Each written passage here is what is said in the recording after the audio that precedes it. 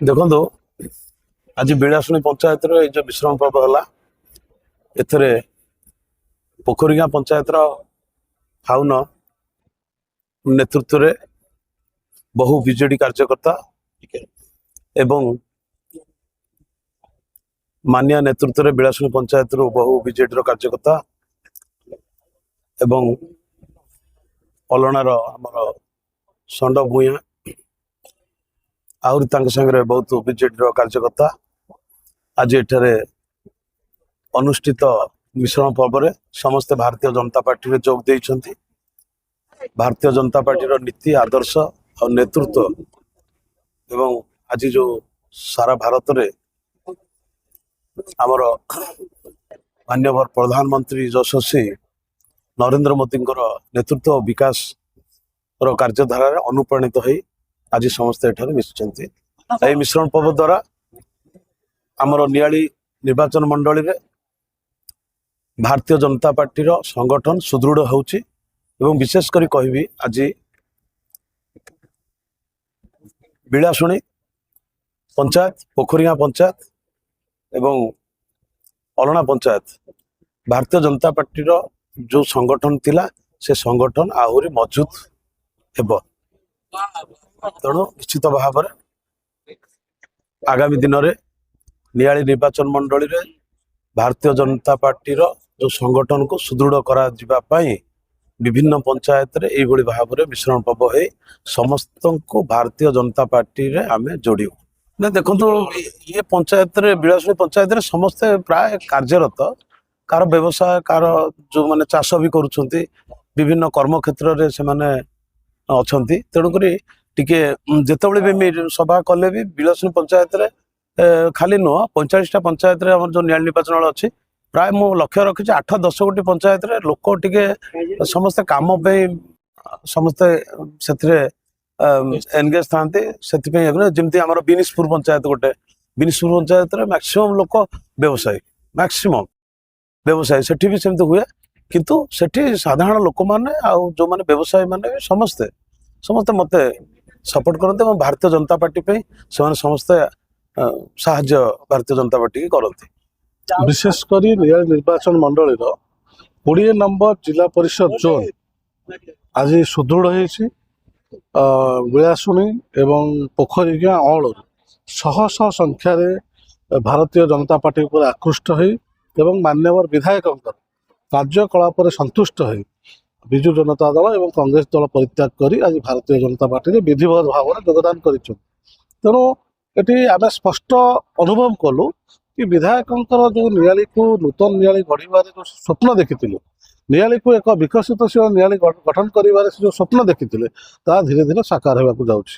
ତେଣୁ ଯେଉଁ ଲୋକାଭିମୁଖ କାର୍ଯ୍ୟ, ବିଶେଷ କରି ଆପଣଙ୍କର ରାସ୍ତାଘାଟ କଥା କୁହନ୍ତୁ, ପାନୀୟ ଜଳର ସମସ୍ୟା କଥା କୁହନ୍ତୁ, ସ୍ୱାସ୍ଥ୍ୟ କଥା କୁହନ୍ତୁ ଏବଂ ନିଆଳି ଅଞ୍ଚଳକୁ ଏକ ଧାର୍ମିକ ବାତାବରଣ ସୃଷ୍ଟି କରିବା ପାଇଁ ମାନ୍ୟବର ବିଧାୟକ ଯେଉଁ ପ୍ରଚେଷ୍ଟା କରିଛନ୍ତି, ସ୍ୱତଃପୂତ ଭାବରେ ସାଧାରଣ ଜନତା ଅଲଗା ଦଳକୁ ପରିତ୍ୟାଗ କରି ଭାରତୀୟ ଜନତା ପାର୍ଟିରେ ଯୋଗଦାନ କରୁଛନ୍ତି। ଏହା ଏକ ଆମ ଅଞ୍ଚଳ ପାଇଁ ଖୁସିର ଖବର। ବିଶେଷ କରି ଯେହେତୁ 20 ନମ୍ବର ଜିଲ୍ଲା ପରିଷଦ ଜୋନ୍ ମୋ ନିଜର ଜୋନ୍, ଏ ଜୋନ୍ରେ ମୁଁ ମଧ୍ୟ ଜିଲ୍ଲା ପରିଷଦ ପ୍ରାର୍ଥୀ ଭାବରେ ନିର୍ବାଚନ ଲଢ଼ିଥିଲି ଏବଂ ଏ ଜୋନ୍ର ଅନେକ ଜନସାଧାରଣଙ୍କର ସ୍ନେହ ଶ୍ରଦ୍ଧା ଭଲ ପାଇବା ନିଶ୍ଚିନ୍ତ ରୂପରେ ଆଗାମୀ ଦିନରେ ଭାରତୀୟ ଜନତା ପାର୍ଟି ଉପରେ ରହିବ ଏବଂ ଆମେ ଆଶା କରୁଛୁ ନିଆଳିର 7ଟି ଯେଉଁ ଜୋନ୍ ଅଛି ଜିଲ୍ଲା ପରିଷଦ ଜୋନ୍, ସର୍ବାଧିକ ଭାବରେ ଏ ଜୋନ୍ ସୁଦୃଢ଼ ହେବ ଭାରତୀୟ ଜନତା ପାର୍ଟି ପାଖରେ ଏବଂ ଆଗାମୀ ଦିନ ନିଶ୍ଚିନ୍ତ ରୂପରେ ଆମେ ଏଠି ବିଜୟ ଲାଭ କରିବୁ। ଯେହେତୁ ଆଗାମୀ ଦିନରେ ପଞ୍ଚାୟତ ନିର୍ବାଚନ ଆସୁଛି, ପଞ୍ଚାୟତ ସ୍ତରରେ ଦଳକୁ ସଂଗଠିତ କରିବା ପାଇଁ ଏବଂ ସଂଗଠନକୁ ସୁଦୃଢ଼ କରିବା ପାଇଁ ମାନ୍ୟବର ବିଧାୟକ ଦିନରାତି ପ୍ରୟାସ ଜାରି ରଖିଛନ୍ତି। ତେଣୁ ଆପଣ ଦେଖୁଥିବେ ଆଜି ସ୍ୱତଃପୂତ ଭାବରେ ଶହ ଶହ ସଂଖ୍ୟାରେ କିପରି ଭାବରେ ଜନସାଧାରଣ ଭାରତୀୟ ଜନତା ପାର୍ଟି ଉପରେ ଆସ୍ଥା ପ୍ରକଟ କରି ମାନ୍ୟବର ବିଧାୟକଙ୍କ ହାତ ମୁଠାକୁ ଟାଣ କରିବା ପାଇଁ ସମସ୍ତେ ଏକଜୁଟ ହେଲେ ଏବଂ ଭାରତୀୟ ଜନତା ପାର୍ଟିରେ ବିଧିବଦ୍ଧ ଭାବରେ ଯୋଗ ଦେଲେ।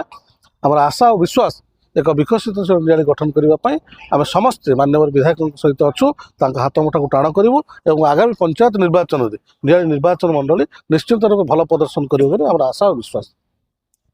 ଦୀପ୍ତିରଞ୍ଜନ ସ୍ୱାଇଁ, ଶଗଡ଼ାଇଲ ଜିପି। କଣ ଥିଲା ଉଦ୍ଦେଶ୍ୟ, ଆପଣ କେମିତି ଅନୁପ୍ରାଣିତ ହେଲେ? ମାନ୍ୟବର ବିଧାୟକଙ୍କ ଅନୁପ୍ରାଣିତରେ ଆମେ ତାଙ୍କର କାର୍ଯ୍ୟ ଦେଖି ଆମେ ବହୁତ ଖୁସି ହେଲୁ। ମୁଖ୍ୟମନ୍ତ୍ରୀଙ୍କର ଯେଉଁ ଯୋଜନା ସବୁ ଅଛି ବହୁତ ଆମ ଅଞ୍ଚଳରେ ଉନ୍ନତିକରଣ କାମ ଦେଖି ଆମେ ତାଙ୍କ ଇଏରେ ବହୁତ ସନ୍ତୁଷ୍ଟ ହେଲୁ। ସନ୍ତୁଷ୍ଟ ହେଲା ପରେ ଆମେ ପ୍ରଥମ ଆସି ଭାରତୀୟ ଜନତା ପାର୍ଟିରେ ଯୋଗ ଦେଲୁ। ଆମର ବି ବହୁତ କର୍ମୀ ଅଛି, ଆଗକୁ ଆଗାମୀ ଦିନରେ ଆମେ ବହୁତ ଲୋକଙ୍କୁ ଆଣିକି ଆମ ନିଜ କର୍ମୀ ପଞ୍ଚାୟତର ନିଜ କର୍ମୀକି ଆଣିକି ଆମେ ବହୁତ ମାତ୍ରାରେ ମିଶାଇବୁ। ତେଣୁ ତାଙ୍କ କର୍ମ ଆମକୁ ବହୁତ ଭଲ ଲାଗୁଛି। ଆଉ ଆମ ଅଞ୍ଚଳରେ ବି ବହୁତ ଉନ୍ନତି ହେଇଛି। ଆମେ ଦେଖିଛୁ ଯେମିତି ବିଳାଶୁଣୀ ବ୍ରିଜ୍ ହେଲା କି ଦୋପଟି ମେଳନ ପଡ଼ିଆ ହେଲା, ଇଏ ହେଲା, ଆମେ ବହୁତ ନିଆଳିର ଆଲୋକୀକରଣ ହେଲା, ବହୁତ ଜିନିଷ ଉପରେ ଆମେ ଦେଖିଲୁ ବହୁତ ଉନ୍ନତିମୂଳକ କାର୍ଯ୍ୟ ହେଇଛି। ଏଥିପାଇଁ ଆମେ ଅନୁପ୍ରାଣିତ ହୋଇ ଦଳରେ ଯୋଗ ଦେଲୁ। भाग्यरथी मल्लिक एक्स रिपेंडिंग पोखरिया जीपी सरपंच खुशी प्रधानमंत्री नरेंद्र मोदी और अनुप्राणित माननीय मुख्यमंत्री मोहन माझी और स्थानीय विधायक छवि मल्लिक लोकप्रिय अनुप्राणित होगी आज शह संख्य पोखरिया उत्तपात जड़ित है। माननीय विधायक है स्टेट फॉरवर्ड लोक जहाँ कहते स्पष्ट कहती काम भी कर देखी आम दी वर्ष देखिलु 2 वर्ष आसी हवा जाऊँ देखिए लोक अनुप्राणित हो ना भाई आम बीजेपी संपूर्ण विकसित सीट मंजरी कुंडी मत गोटे एग्जांपल ना देखिए आप कुंडी में 600 लोक मरी कि दुर्घटना होती पूर्ण कले ना नहीं जहाँ विधायक देते टाइम आम हेडक्वार्टर ए 275 कोटी सांक्शन कले नखरा जलालपुर रोड आरएंडबी ये गोटे एग्जांपल नुह 701 पूर्वतन सरपंच बिलासुनी ग्राम पंचायत ज्ञानभंजन बेहरा आम दीर्घ दिन धरिक कार्यधारा देखुलु। मुख्य कथा आचरण उच्चारण साधुता यह सब आमको अनुप्राणित कला भारतीय जनता पार्टी काम करने आम आज 170 200 भितर कर्मी नहीं भारतीय जनता पार्टी जोगद